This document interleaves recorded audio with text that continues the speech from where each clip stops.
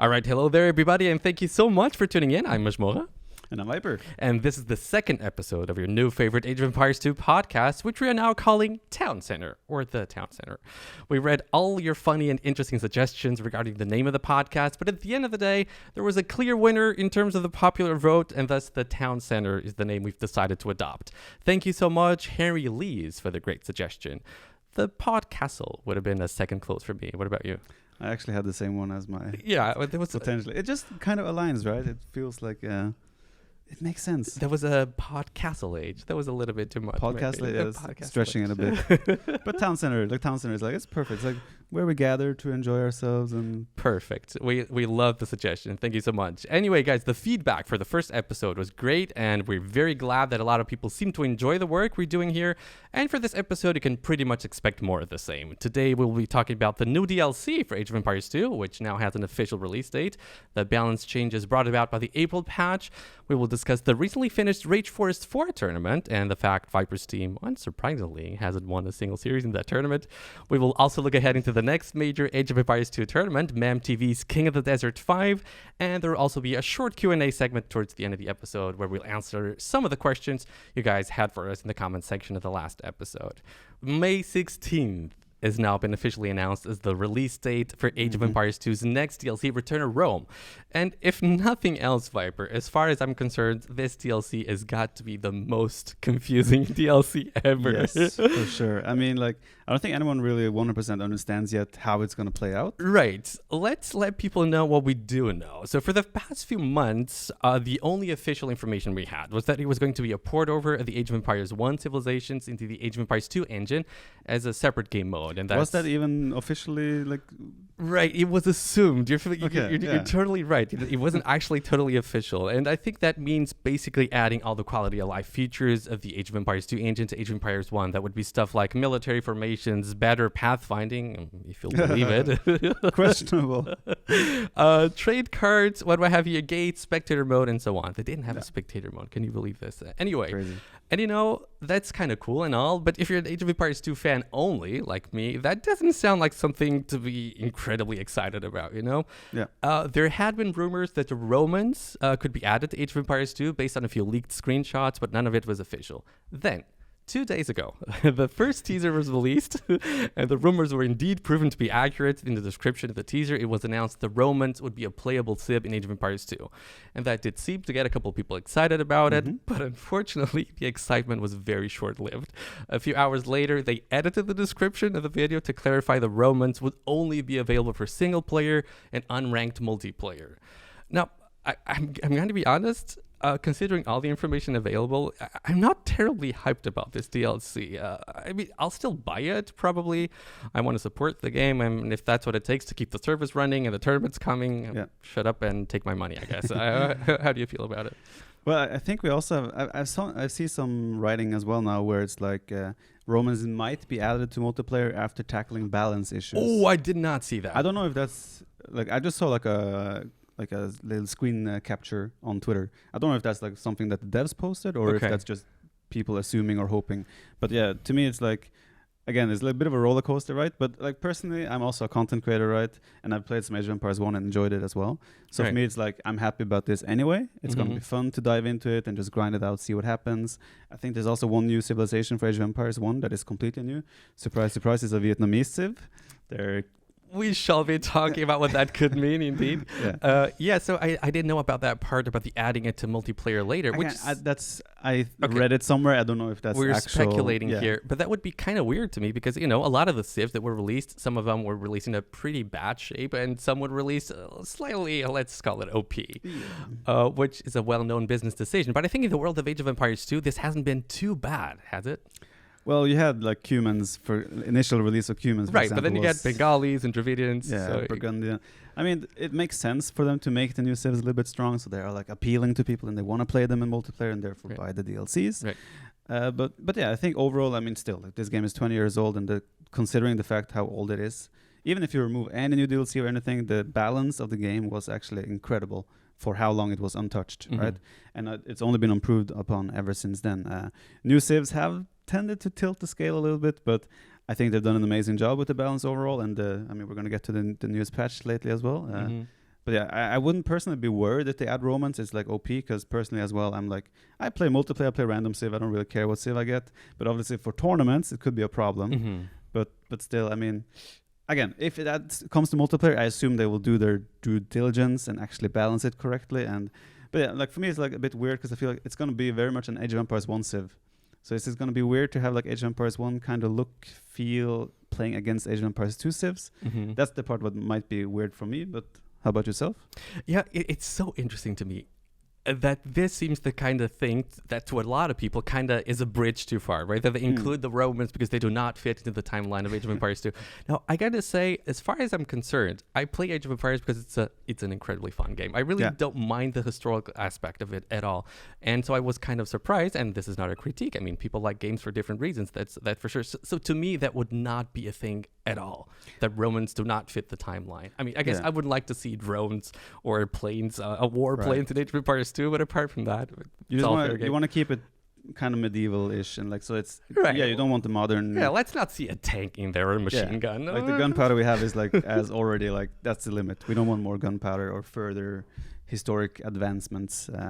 Right. I completely agree with you on that. Right. So but to a lot of people, and again, I'm not criticizing, it's just the way they feel about the game, which is totally fine as far as I'm concerned. We have civs like Byzantines, Italians, which kind of fit the Roman Empire. But then again, you have also like, I've seen some people like post memes and make fun of people that don't like the Roman that they are entered, because there's like so many other things in the game that actually don't make sense. Makes sense. Exactly. So it's like, in the end, it's like, is this the bridge too far for you? You're nitpicking, like trying to find exactly like things to complain about almost. Like if you don't like it, you don't have to play it. It's pretty simple, right? At the end of the day, is that. All right. So Orion, you just mentioned it. This to me feels like a very clear push to try to get that huge AoE 1 Vietnamese player base to finally adopt a new version of the game. Yeah. And I don't know if people are actually aware of how big that player base really is. So I came prepared with a few facts for you guys. The biggest AoE 1 streamer, Chim Sadie Nong, is actually a colleague of yours over at Facebook. He's got over 1 million followers there. I've seen him hit over 100,000 live viewers. I've seen he's got his own marketing team. He's got his own studio. He even has his own line of food, if you'll believe it. What? Yes. With 180,000 followers or something. That's insane. Yeah, and if that does not sound crazy enough, how about this? This is something one of my viewers has told me. In 2020, the Vietnamese police have arrested and convicted 56 people for running an AoE 1 betting ring. I'm not joking. Well, the viewer might have been joking, but I don't think he was. The whole operation was run from a website which apparently had over 350,000 registered accounts. Wow. So this kind of gives you an idea of how big the player base is. Now, unfortunately for Microsoft, most of that player base is still playing the original CD version of the game, which I'm told works surprisingly well on modern PCs. Yeah. Microsoft did release a DE version for AoE 1, but from what I heard, the release was nothing short of a disaster and a catastrophe. In Vietnam. Well, yes, but not only that, it was riddled with bugs, and I think it was Windows Store only at first. It was not available on Steam. Makes sense. Yeah. They did not have a ranked ladder, so a lot of things. Pathfinding was apparently very bad. Right, so basically no one has moved over. Will this be enough to convince this player base, this Vietnamese player base especially, to move over? What do you think? Like my concern there would always be like I think that one of the reasons so many people stuck with Age of Empires 1, the original as well, is because they probably couldn't afford a new computer or things like that. And also I think they had like a deal, Microsoft, with the Vietnamese government in the past, where it was like every computer Windows installed would have Age of Empires 1 pre-installed. So like every net cafe or where you would go and play video games without having your own computer, Age of Empires 1 would be there. And that's why so many people ended up playing it. That's so interesting. Yeah, like I feel like there's so many people that probably can't afford or to upgrade a computer to be able to run the modern day games, such like Age of Empires, like even Age of Empires 2 DE these days requires quite a lot of computer power. So the question is, how much of an upgrade is AoE 1 Return to Rome? Like, it's going to be played on AoE 2. As we saw in the teaser, you kind of saw the two logos merge. So they're going to need pieces that can run Age of Empires 2 pretty much, DE. Can enough people have access to that in order to make it a success and transition for all the Vietnamese people? I don't know. I mean, I would love to see it. I would love to just have like Age of Empires 2 player numbers explode because the whole Vietnamese scene is coming into it, right? But yeah, like again, it's like this is above my pay grade in terms of knowledge, like how it's gonna work out and such. But I'm excited for it personally, from a personal point of view, from playing it, and also really excited to see how it's actually gonna impact the whole scene of Age of Empires 2 and Age of Empires 1 as well. I'm pretty sure I played it, but I have so little memory of it. And you just mentioned it before. They did add a Vietnamese civilization to AoE 1. That would be the Lac Viet. And again, if it wasn't clear enough that Vietnam is the target audience of this DLC. And they also added a specific game mode, which is apparently very popular in the Vietnamese community. They're calling it the D3 game mode. Right. I think I've been told it's sort of like a deathmatch, fast-paced mode. The way it works is that you pretty much don't fight until third age.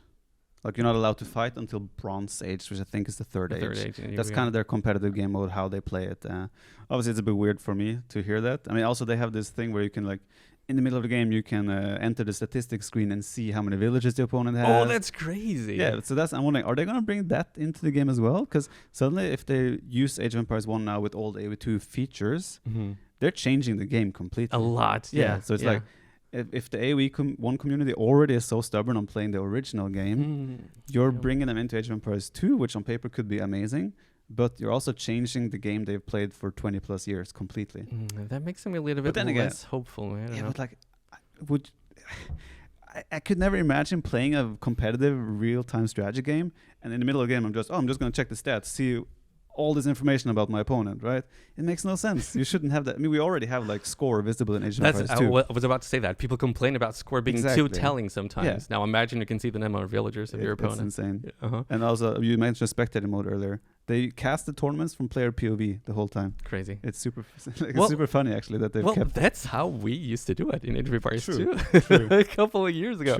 For those of you who don't remember anymore. We're spoiled. Maybe they're going to get capture age, maybe? Is that something that might be included? I have no idea about the technical aspect of that. I would imagine that makes sense, right? But there also is a chance that they wait and see how this all like plays out. Like, let's see the first month, maybe two, if it makes sense to invest into capture age for that as well. Right. I mean, at this point, why not, right? And maybe the controller player base now, which we don't know how big it is, but they probably are going to be able to play AoE 1 too, right? That makes a lot of sense. I think, by the way, on that, I think AoE 4 is also coming to Xbox eventually. I did not know that.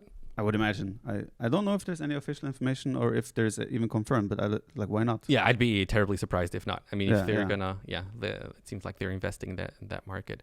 By the way, you did meet Mr. Sedi Nong actually in Heidelberg last year, right, for Red Bull Legacy. Did you talk to him a little bit? The funny thing there was like I knew that two of the Vietnamese players are coming there, like the two that qualified. But I didn't really know what they look like, who they are, and they came up to me and I was told, like, the translator told me that they are fans of me. Wow! So that was a pretty cool thing. Crazy. Bit of obviously they're the top players in AoE 1, right? But apparently they follow AoE 2 as well, right? So because they knew about me and wanted a photo and such, so that was pretty cool.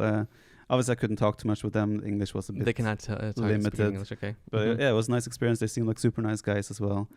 And did he have like a posse of people behind him, Mr.? I think one of them had like I don't remember to like separate because there were two of them, right? One of them had like family with him and like a wife, but like a makeup artist or a cameraman following him around. It wasn't like that. It wasn't like Justin Bieber walking around. No. All right. It seemed like a normal situation. Yeah, but they're apparently kind of superstars in their country. Yeah, but obviously they were here in Heidelberg in Germany, a small town with like a nice castle.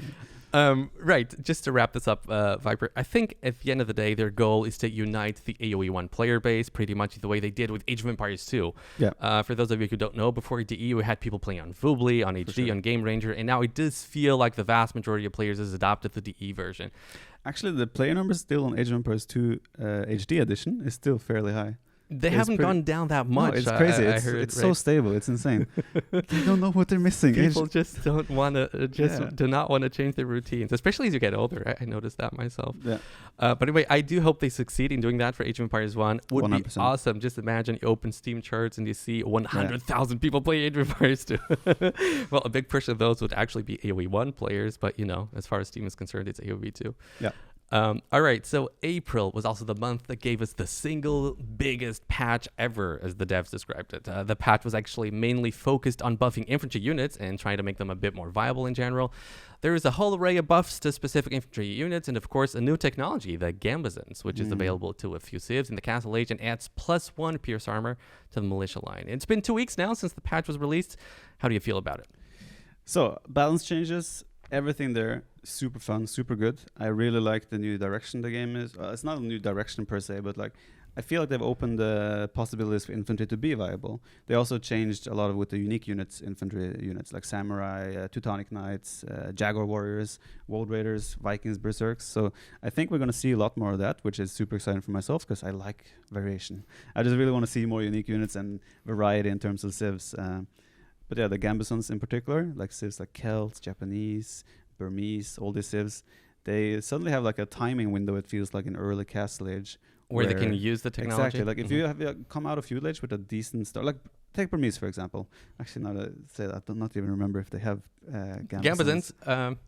Yeah, Burmese do have them because I thought that's got to be broken because they had the attack, right? Let's just go for a civ that we know has it. Slavs, 100%. All right. They get it for free. They got it for free. Exactly. So Slavs, like imagine you got to come into Feudal Age, you have that farm bonus, so you get a really good food eco, and suddenly you hit Castle Age 1.5 minutes before your opponent. That timing window there to use longswords with Gambazons and such, it's huge.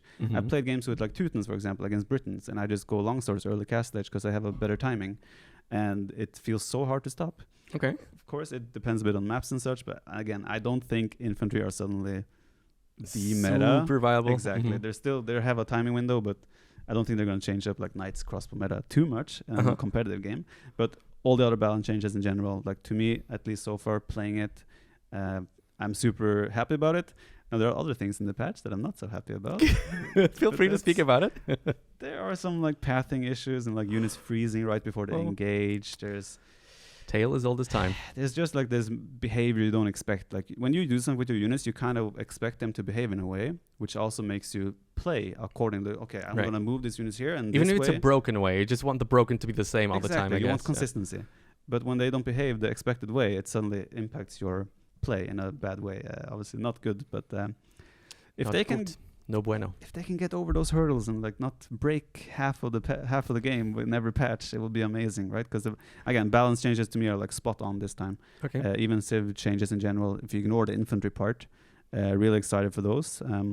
Now they just need to fix the small issues, and then we're good.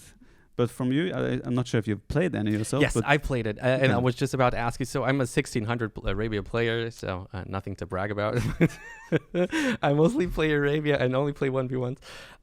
But as far as I'm able to see, and I don't play a whole lot of games to be fair, but I don't see people trying these things. Okay. I don't you see don't watch it at my all. Stream then? No, I mean at my level. I mean, you're very close to my level, but at my level, I do not see it at all. So do you see your pros, your colleagues actually trying these changes and see if they can make it viable for, let's say, King of the Desert 5? Okay, I feel like in my games, I try it more than the others. They more react to what I'm doing more often than not. I mean, I've seen like probably like an MBL, for example. I don't see him trying the infantry much, but surely Hera has tried it. Doubt, of course, Tato. But yeah, now that you mention it, I don't really watch too many other people play or stream all the time. Right, it's just the feeling when you play against people. Do you feel like they're trying these things against you? Yeah, probably, but not to the extent I was probably expecting. But maybe they've already made up their mind and be like, this is not viable, so therefore they're not bothering. Right. I feel like a lot of pros are very quick to judge the changes. For sure. Would you agree? Yeah, of course. That's what we do, right? We're on stream and people ask us, hey, what do you think of this?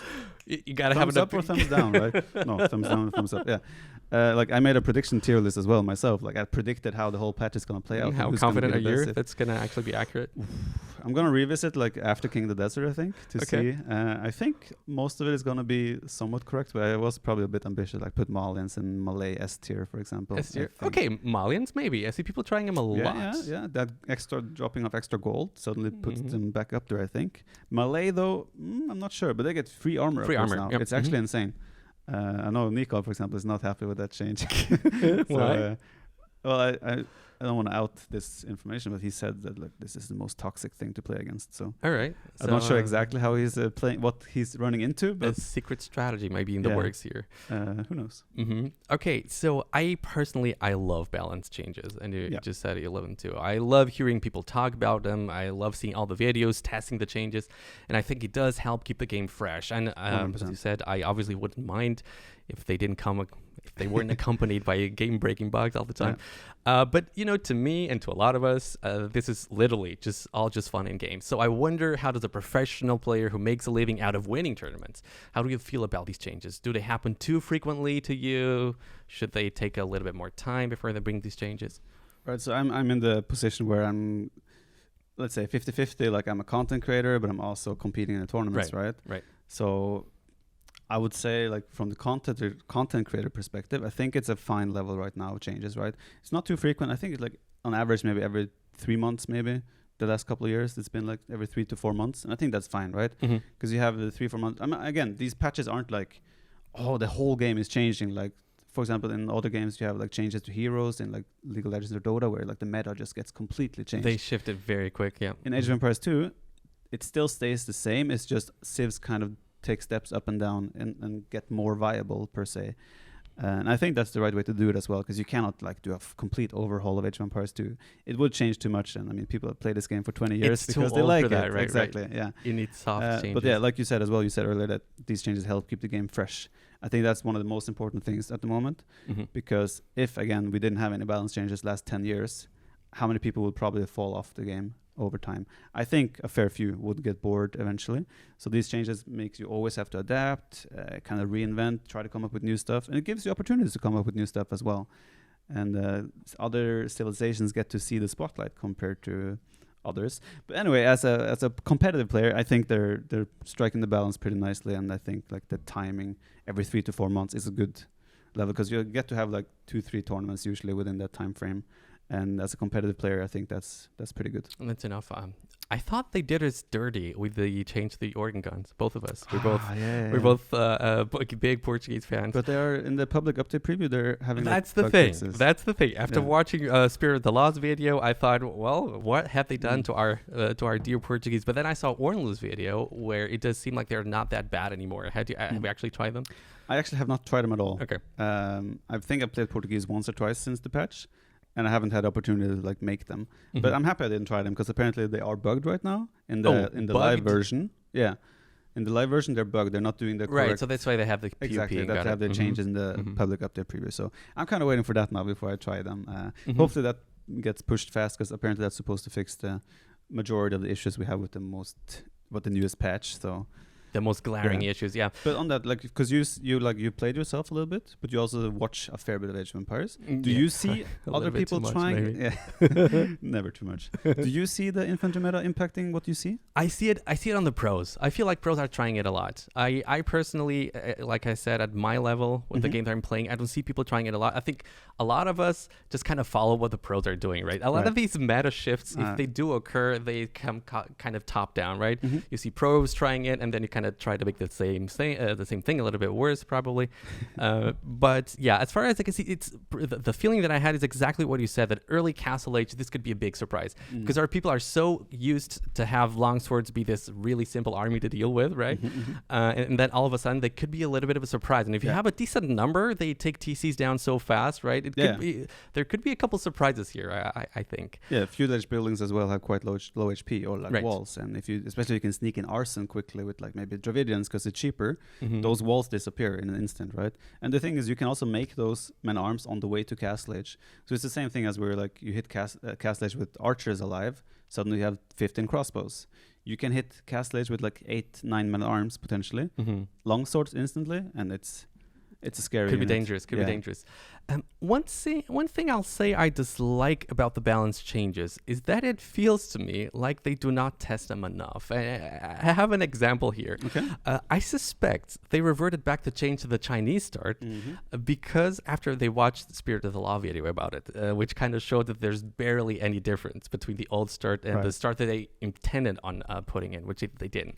Now, of course, Spirit is brilliant in these types of analysis, and I guess 80% of me is actually thankful devs do read and listen to the feedback of the community.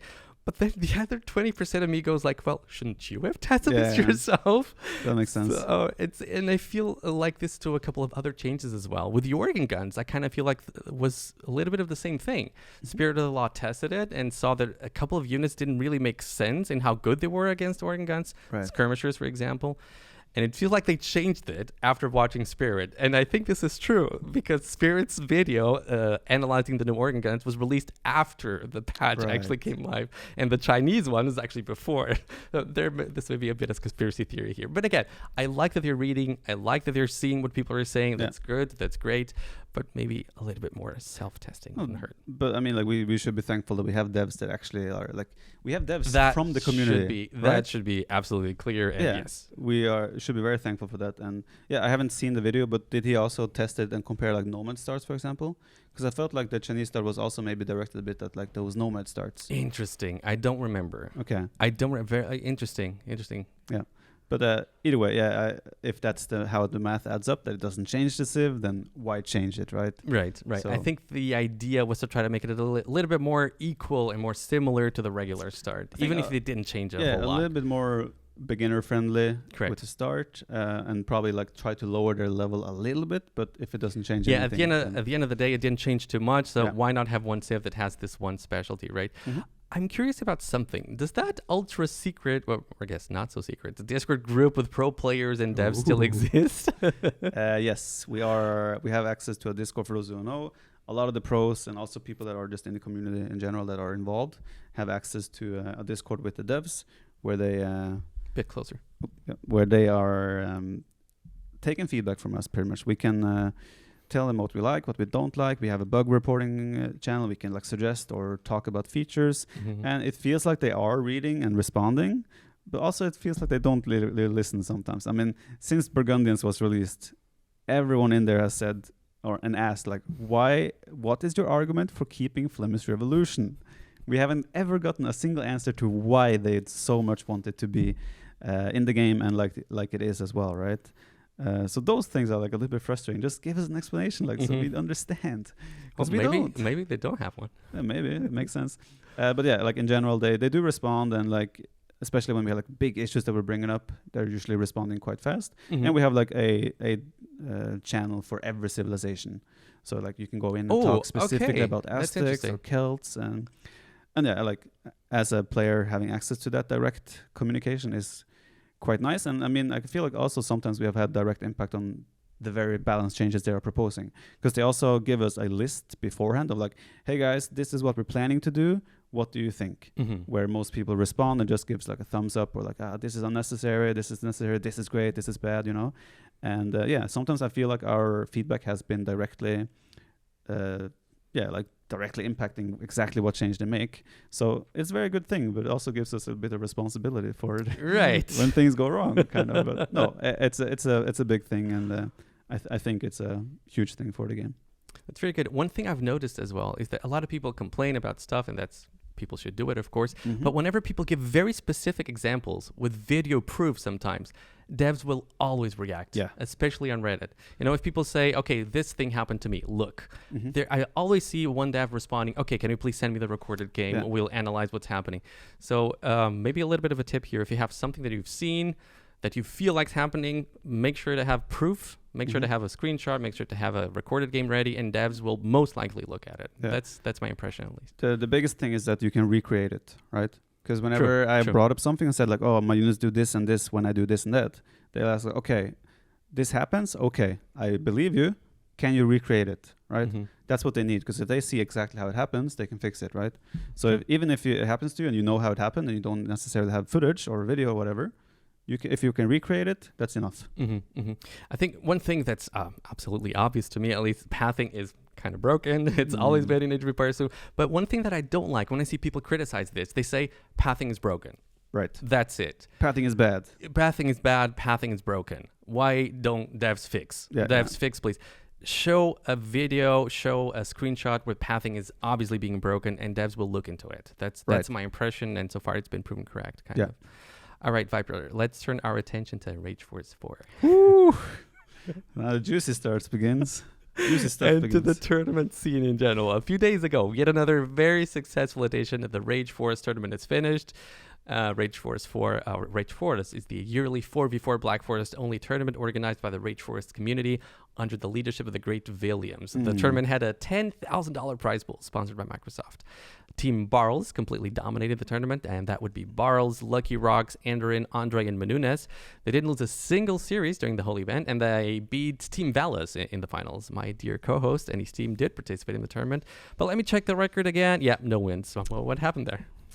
Well, did you see my draft? That's my basic defense. Well, did you see my first pick? Who did the draft? Oh, it was you. Interesting. Yeah. So obviously I have to take part responsibility, but we were a bit unfortunate, to be fair. I mean, like, to actually talk about the games a little bit. I think we actually had a really good synergy with our team. Probably me and King Mar were the only experienced Black Forest players. Make sure to the people who didn't follow the tournament to say exactly who your team is. So I had T90 somehow, T90 official, you might know him, the Bloodless, King Marv, Kamigawa, and myself.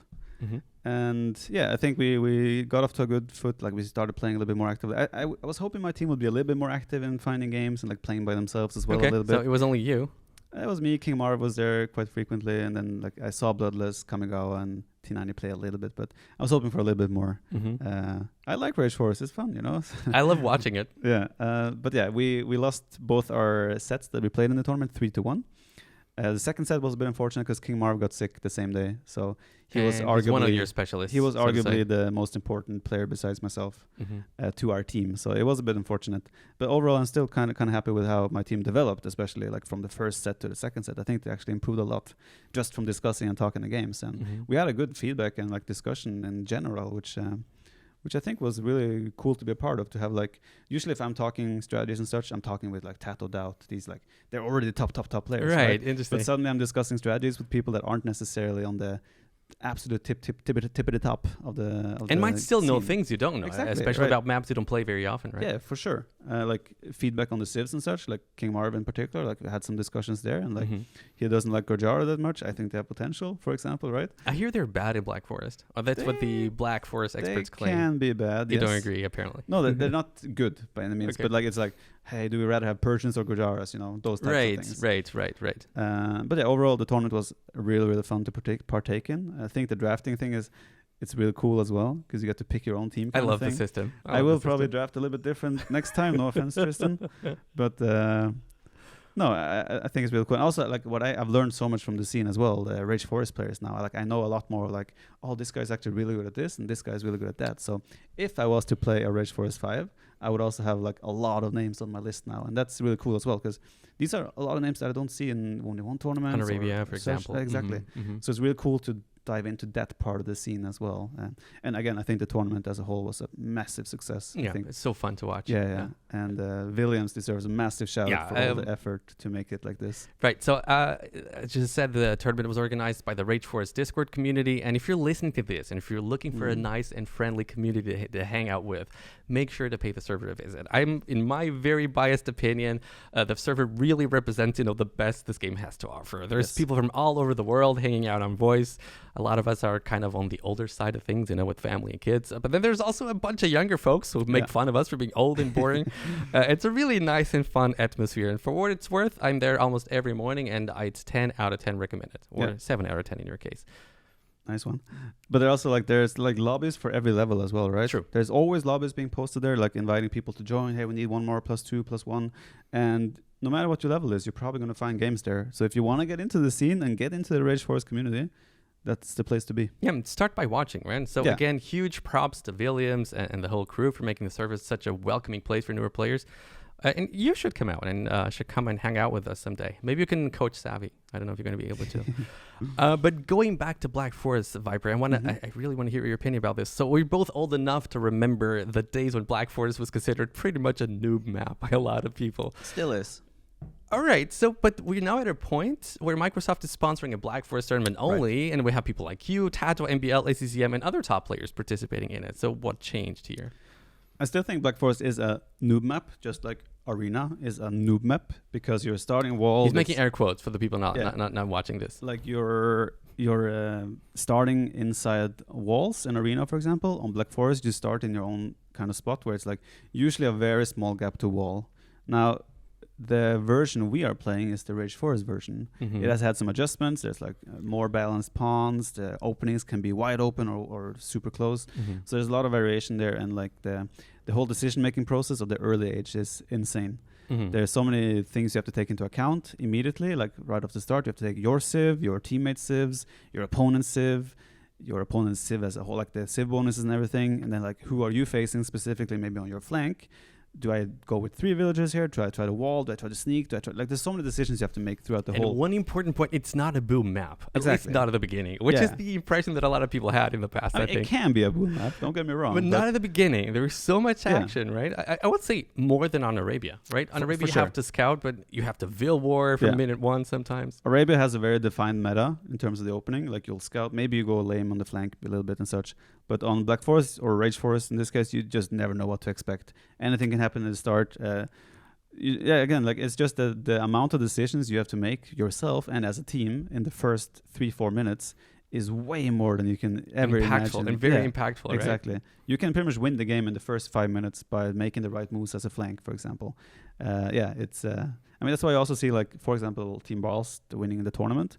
Barls is probably the best player in the team, but he was playing flank every single game. Because he feels like, okay, I have people in my pocket positions that can boom and execute that role, but I need to do a good job on the flank to give my team a winning position. Yeah, and he was bottom scored most of the games. Yeah, exactly. I've seen that too, like a real team leader. So it's nice to see. Right, so I'll preface what I'm about to say with a clarification that I mostly only play 1v1s, as I just said before, and I've only played like 5 or 4 team games on DE. So I haven't experienced the team game matchmaking at all in DE. Right. But one of the complaints I keep hearing about it is that people are not able to play just one map, and grind that map as much as they want. Which, is a concern I'm personally very receptive to. I mean, you come home late from work, you have time for 1 or 2 games, and you want those games to be played on a map you enjoy, right? And the answer to those folks has always been, well, just use the lobby system, to which they would then say, people would then answer, well, lobbies are not a solution because they're unrated and you can't find balanced games. Right. Which, again, I think is a totally valid concern. But this is why I think things work so well in the Rage Force community. Once you actually grow a community, you just end up playing the same folks over and over again. And at some point, you develop a very good idea of everyone's strengths. And with that knowledge, you kind of can make fair and balanced teams. Yeah, I mean, on that, you even have like games where like 1 or 2 people are inside, but they get like a 5 to 10% handicap just to balance it out because they know how good they are. That was a bit of a troll phase in the Black Forest. They still do it. Like, I don't think they do it too much anymore. I played a game, I think, 2 or 3 days ago where it was like they were still doing it. But obviously not the whole like, oh, you lose 2 and 3 games in a row when you get handicaps. It's more like to actually balance out. Right. Right. So this is not to say everything is perfectly fine with the team game matchmaking. Nothing needs to change. Again, I keep hearing a lot of complaints about it, and I'm sure a lot of them are valid. But I guess my point here is that I don't think the situation is as hopeless as some folks make it out to be. And to me, the Rage Force community seems to me like a pretty good example of that. Yeah, I think it's really hard, though. It's been like a developed community over a long time, right? The Rage Force community. I think it's really hard to like make a channel like that. It's a lot of work, a lot of effort. Again, the amount of time and effort they put into that. We need more Williams for other maps. But on that, I think like the lobby system, matchmaking system, that's probably the next thing that is due for like a serious upgrade. All right. Do you have a few suggestions? Well, first of all, I think they're not taking enough risks with the map pool. Wow. Like they're limiting it to like 7-8 maps every time. It's usually like the same 3-4 maps on rotation on different spots, like in terms of like closed maps or water maps or land maps. I would like to see a lot more different maps. Careful there. Yeah, we have a lot of how many tournaments have we had with such amazing maps throughout the years, right? I think even back to like Clash of the Titans, even all the way back there. Like, there's so many good maps there. Yeah, people are not gonna remember that tournament. It was Clash of the Titans 2013, I think. Exactly. Yeah, so back then the whole map pool was huge. Yeah. You would have tournaments with like 30 maps. And now, to be fair, they would not be so curated as the maps are these days. For sure. A lot of very mediocre map scripts, I'd say, but still fun maps. Yeah. And a lot of them. The concept, like the basis of how they are created was fun, right?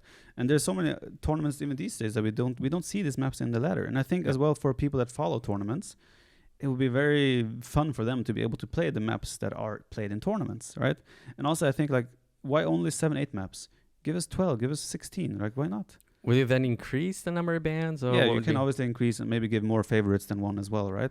But I do agree and understand that whole concept of I want to play my map. I want to play the map I enjoy, right? I don't want to be forced to play like I got Amazon Tunnel the other day. I'm like, I don't want to play this, you know? But I also, like, all my bans were used up on other maps I didn't want to play. Like, I'm that's probably one of the things I'm the least happy about these days, besides pathing, for example, is the lack of variety in map pools, and just that the map pools aren't great, honestly. Okay. I can't say, like, the Empire Wars map pool obviously have been untouched now forever. But a team game, I think team game map pools. The M had to die for this. Team game map pool is probably kind of okay, but yeah, 1v1 I'm not happy every time there's a map pool. I usually end up just like favoriting Arabia and then banning everything else. I wish they would take more risk with map pools. Maybe extend the map pool, give more bans, give more favorites. Just give more people the options to play the maps they want to play. Like, if there are like 3 maps there that I want to play, or like, let's say you, generally speaking, only want Arabia. If there's a map pool of 16 maps, you're probably going to have 2 or 3 other maps there that you're fine playing. Right. However, when there's only 6, 7, 8 maps, and you want to play like Arabia type of map, the other maps are very unlikely to be Arabia-like. So I think there is a big, strong cause for our case in their sides for like, let us play what we want to play. Again, like you specified as well, like, people have families, they're fathers, they come home from work, they sit down in the evening and just have time for 1 or 2 games. They want to play what they want to play. Especially in a somewhat older community as the one we find ourselves in. And you also brought up the lobby system. Like, just play lobby. Way easier said than done. The lobby system is horrendous, honestly. It's horrible. It's really hard to find and enjoy games there, because half the time lobbies don't even show up, right? So I heard that's still a thing. I mean, you are one of those people with families that probably, maybe if you play, you sit down in the evening, maybe play 1 or 2 games. Right. What is your take? Well, like I said, I only play. I don't have much to say about the team game matchmaking. I only play 1v1s, as I said. I love the 1v1 matchmaking. And I think it's very different, though, because it's inherently a lot easier, to get a good game in a 1v1 matchmaking, right? And as far as I'm concerned, I love it. There are maps I don't like. I'll be honest about it. I'll just, swallow it and just play if I have to. But I hear a lot more complaints. And as I'm reading the forums, I hear a lot more complaints about the team game matchmaking, right? That makes sense. So, but you think that if you were to sit down and play, you're fine getting Amazon Tunnel, for example? No. See, so you're not like, you play if you have to, you're saying, but then people get these maps, but this is also a negative impact on matchmaking in general, because you get this map you don't want to play. What do? You alt F4, you dodge, and suddenly you're banned. No, I totally am very receptive to that. I'm very receptive to that. And there's another big issue, if I'm not mistaken, because if you're queuing for a 4v4 game on your own, you get 1 ban. Yeah. So, out of a map pool of 8 maps, or was it 7 maps you said? Yeah. You can only ban 1 map. So you're gonna there's a very good chance you're gonna get a map you don't like. Also on that, something that they really need to look into is, like, you queue up 4v4. You can queue up by yourself, right? But you get into 4v4, and then one of your teammates alt F4 or like leave the game at the start. And you have to wait 5 minutes till you leave the game, right? Or even if you crash or something, like, you end up still, okay, I'm just gonna start up the game again, I'll queue again. Bam, you have like a 5-minute timeout or something. That sucks. That's also something they really have to try and look into. Obviously, I don't know, it's really hard to code all these things and whatnot. There's never a perfect solution to everything. Yeah, and that's the one thing people need to keep in mind. Yeah. They will never be able to satisfy all the needs of everybody in the community. Someone is going to find it bad, and that's just how it is. But they can improve. To be fair, when I had Will in my show, he did say that's something they're looking into, and that's something they want to, take a few tips from Voobly. Because on Voobly, that's kind of the system we had. Will as well is like, he loves StarCraft 2, for example, and StarCraft 2's matchmaking is great. You just like, you ban 3 maps you want. The other maps are usually, but StarCraft is very different with maps in that regard. But like the matchmaking in general is just, you just click search and bam, you find the game pretty much. And there's no such thing that's, you're gonna get banned or timeouts or this because of the game crashing and things like that. Right. So I think he's striving a bit towards getting that fluidity and smoothness of matchmaking, but obviously it's really hard. All right, and another tournament that's still ongoing is the Nations Cup, Viper. What can you tell us about it? Yeah, it's a bit hard to follow the tournament in general because there's so many teams involved. There's double elimination and such. But I have the brackets in front of me here. We have the semifinals currently going on. Canada played against China. Canada, one of the big surprises, actually. And they won 3-1 against China. So they're in the finals of the upper bracket. Yeah, they're such a nice team to listen to, They're so right? fun to listen to. I watched a bit of Hera's stream the other day and like just listen to like the way Mentalist communicates, for example. It's so nice. Like it's always positive, encouraging, and you just feel like you want to perform well when you're in that team. Yeah. And they're all like that. Like they're all just like, and also what really impressed me was their how specific they were, and like they're like very clear. Okay, we have this situation. What are we gonna do? Let's do What this. are we going for? And they're like all like they're just focused on making the right decision. There's no fighting or like if I'm talking with doubt, I'll be like, oh, no, you're stupid. That's stupid. Let's do this instead. You know, there's nothing like that. It's amazing communication there. Absolutely. Finland Argentina is in the other semifinal on the double elimination upper bracket. What's really cool the other day, I saw a Reddit post. Apparently, a news outlet in Argentina with over 3.5 million followers on Twitter. Diario Ole. Yeah. Sorry if I'm butchering it. And they had a tweet where they like were pointing out that Argentina's in the semifinals of Nations Cup in Age of Empires 2. How crazy is that? 3.5 million followers.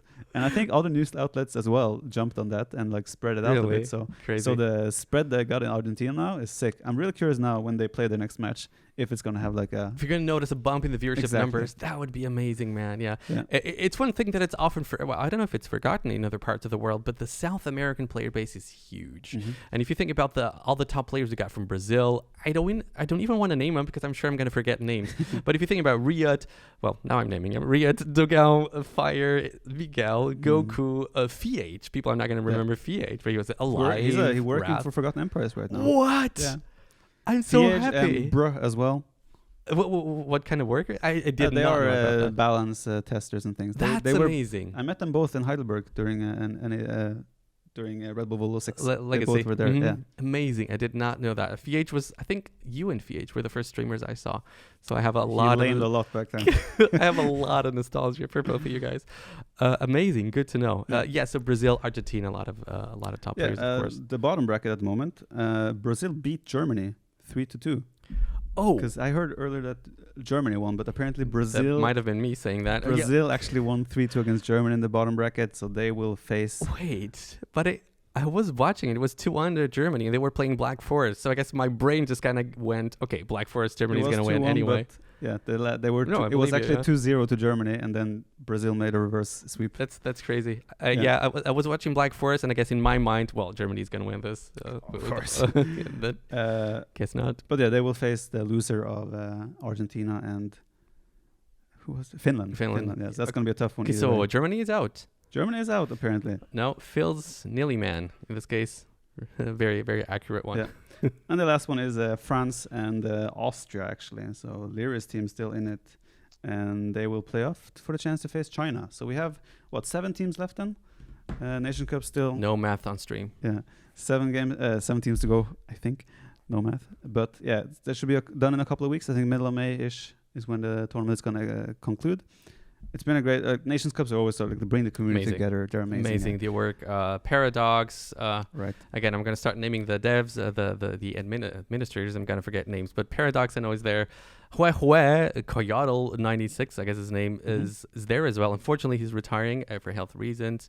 He wasn't too specific about it. But, huge shout out. One of the most hardworking administrators in our scene, I'll say. He ran like AoE Olympics as well in the past, and that was a huge effort as well from him. So hopefully he can come back sometime. Yeah, we wish him all the best, of course. And then Viper. Yes. We still have, obviously, one of the grand slams of Age of Empires 2 to look forward to in the month of May. King of the Desert is finally back. This will be the 5th iteration of the now legendary Arabia-only tournament, which this time boasts a prize pool of $80,000. The whole thing is decent. The whole thing is organized by MemTV and his team. And as an Arabia player myself, I'm incredibly excited about the tournament. And not just because of the map itself, but also because I think Mem's tournaments always deliver big time. And you, having won 3 of the previous 4 iterations of the tournament, will obviously be considered one of the big favorites to win the whole thing. So how's your preparation going to look like for this one, amigo? So there's the thing with King of the Desert is we have qualifiers, right? Where there are no direct invites. Everyone has to qualify. And I agree with what you said as well. MemTV events usually deliver. I can't remember an event where it was like, oh, this wasn't Even when they try new things, you know, like the 9 villager starts stuff. I remember the Mangrove Shallows Cup, which a lot of people were very skeptical about it, and that was still a nice tournament too. I think that's the one that probably was a bit too far with all the like galleys on Arabia. I think you're just going to saying that because you lost to doubt. Anyway, let's focus on the task at hand. King of the Desert. Yeah, I mean, I've played all the editions before, right? Like you said as well, I've won 3. It's an amazing tournament. I always have fond memories, not only because I won, but just because like there's so many good games, and people try really hard. What I like about it is like part of it. Obviously, I like that there's variation in tournaments. That we have some maps where like some tournaments where there's a lot of different maps. And we have only maps like Arena or Arabia. And what's the most enjoyable to me with Arabia is that there's so many good civs in Arabia. So you see a lot of variety. You don't see like, oh, it's going to be this water map, then, oh, there's only going to be this or this civ. But you have so many civs that can compete. And especially now, right after a big balance patch, I think no one is 100% sure exactly where the civs are. I didn't think about that. It's actually so good for the tournament, isn't it? Yeah. So many new strategies. It's almost like the timing was... But yeah, like, for example, suddenly after this tournament, you might come out of it and be like, wow, the best civ right now is Malay, you know? Who knows? Yeah, exactly. We don't know. We're going to probably, like, the meta is going to be developed throughout the tournament, throughout the qualifiers. And yeah, I'm super hyped for it. Again, I think Arabia as well is one of those tournaments or maps where it's like there's the most possible candidates for winning as well. Like last year we had Winchester was in the final, right? That was probably his like most breakthrough performance so far. And I mean, like when I can probably mention 10 names where like I would not be surprised if they're like top 4. If they're in a very, very top spot, indeed.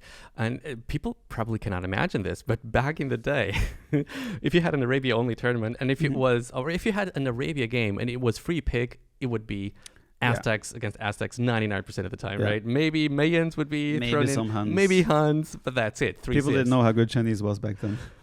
Well, it was a lot harder, you know, with all the lag to get a good and decent, smooth start, right? And the sheep have...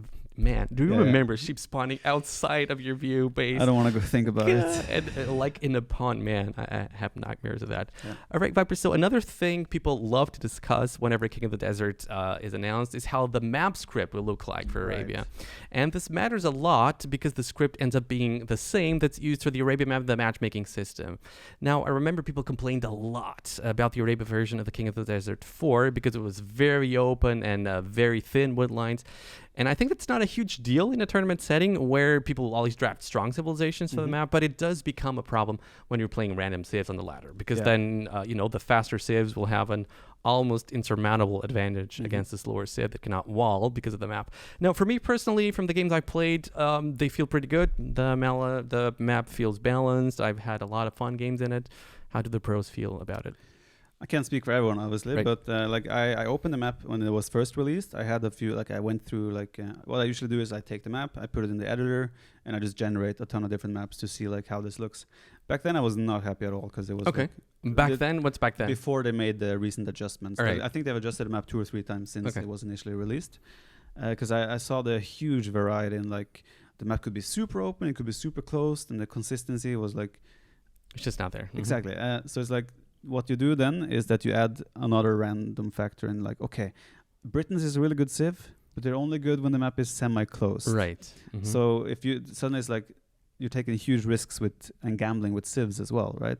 Oh, I pick Burgundians because Burgundians are amazing if the map is closed, but if it's open, they're not that good, you know?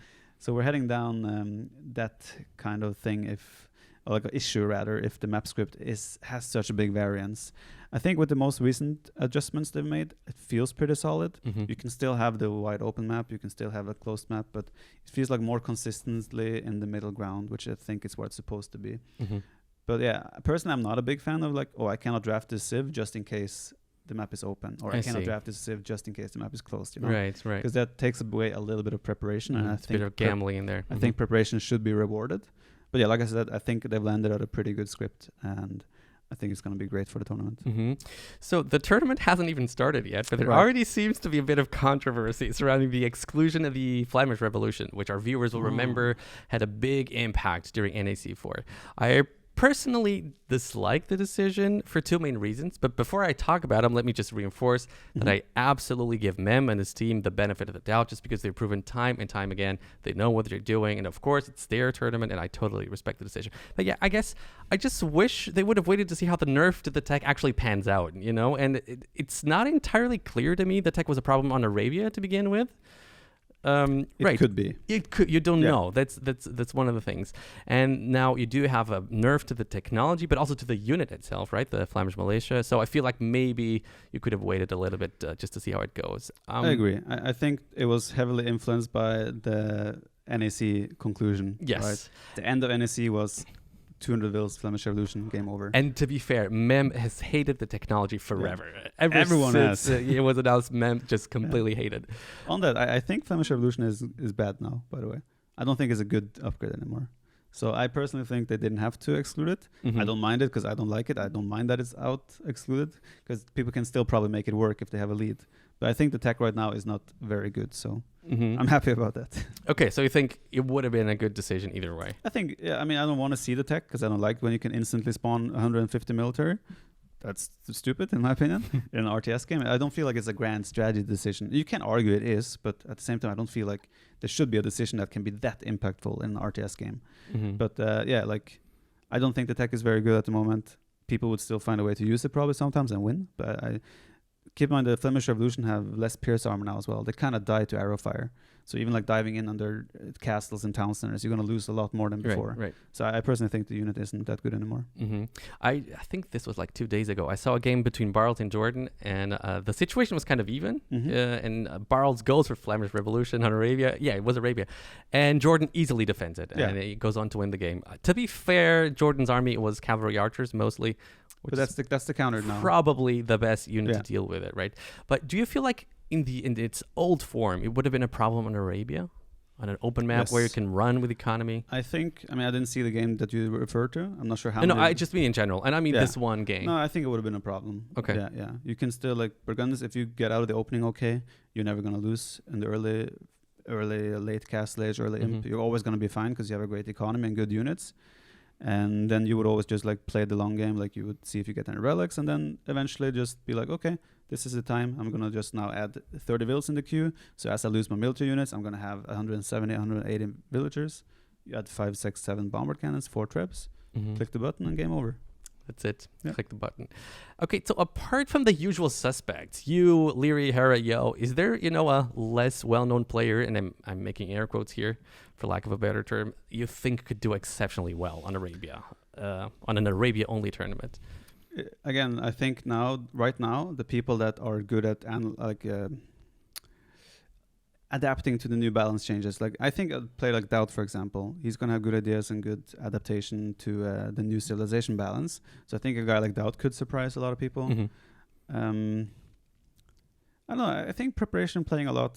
Obviously, we have 2 qualifiers first. By the way, we're recording this on Thursday, so qualifiers start on Saturday, which this episode might be live by the time the qualifiers are happening. Still not quite sure. Yeah, and you just mentioned it's kind of an important thing, actually, because usually for this big tournaments, for these big Grand Slams, top players are invited to the tournament based on past results. But this time, no invitations. How do you feel about that, actually?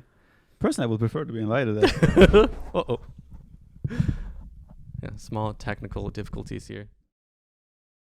Personally, I would prefer to be invited because I won the last one. And also, you never know, right? You won 3 of them. With qualifiers, there are very specific dates. So sometimes people can't attend 1, maybe 2 qualifiers. I'm in a bit of a pickle myself where I have a surgery on third. So the first qualifier I cannot play because I'm traveling to... I'm traveling. I'll be gone. It's not something I'm willing to cancel. So... but the second one, I have a surgery 2 days before because you will remember NAC, I had some issues, my gallbladder, and I'm going to have it removed. I want to remove it ASAP because I don't want that pain to come back because it was not pleasant. So I have that 2 days before the second qualifier, and that's the only one I can play. I've seen online that people can travel back the same day if they feel fine. I'm not sure if I'll be allowed to because they said I should stay in the hospital 2 days. But I will push to go back hopefully Friday, so I'll be home in time to play the qualifier. But yeah, if it doesn't work out, it doesn't work out. Well, this is a big drama moment here. We could have potentially a King of the Desert fight without Viper. Well, first of all, I wish you all the best. I hope everything goes. Was that the only thing that was left to do? There was no possible treatment anymore? I mean, no, when I went to the checkup after NAC, it was like, I have a chronic inflammation on my gallbladder and the pain will return. So it's like, you should probably get removed. I'm fairly young for removing it. Like usually people have it when they're fairly older, but I mean, I don't want that pain to return, so I'm just going to do it because you can live a completely fine life without it, so it's not a problem. But yeah, regarding the qualifiers, I'm still very optimistic. I think it's going to be fine because, I mean, from what I've seen, it's a very easy surgery. It's not complicated, so I imagine I'll be back home at least Friday. You expect to be back I expect to be back and expect to play the second qualifier. Just hope it's not too much discomfort. And, I mean, who knows? In the end, if it doesn't work out, health is wealth. You made it to the semifinals of a Grand Slam NEC4 with huge pain, so I mean you'll get through this. I'm sure you'll get through this. Yeah. All right, to finish off here, guys, we're gonna have a very quick and very short Q&A session. And so let's go with this. Clayton Kowalski asks, can we get this on Spotify? Yes, this has been asked a lot, and it's out of my control, of course, but I've been told this episode and the first episode will both be released simultaneously 48 hours after this episode is posted on YouTube. So that's probably going forward. That's how it's going to be. 2 days after the video is posted on YouTube, it's going to be available on Spotify. Don't forget, the podcast is now named Town Center. Question for Viper here for the pro player. The No FX Lag Wagon asks, I'm curious why Teutons are being played more with the current monk meta. Well, they aren't being played more. I mean, they are very frequent in like team games, especially like Rage Force, for example, Arena. They're a very good civ there. I mean, I played them Red Bull 5 finals last game. I picked them all the time. Oh, wait. Red Bull finals, that was the fifth one. You mean that one against Berbers, if I'm not mistaken, exactly. Against Leary. Wow, what a game that was. No, I love Teutons. I think they're a great civ in 1-on-1 as well, and team games. The monk resistant bonus in particular is super good. And I guess I disagree with the statement that they're not being played. Okay, all right. Andres Peredo. I remember your name, sir.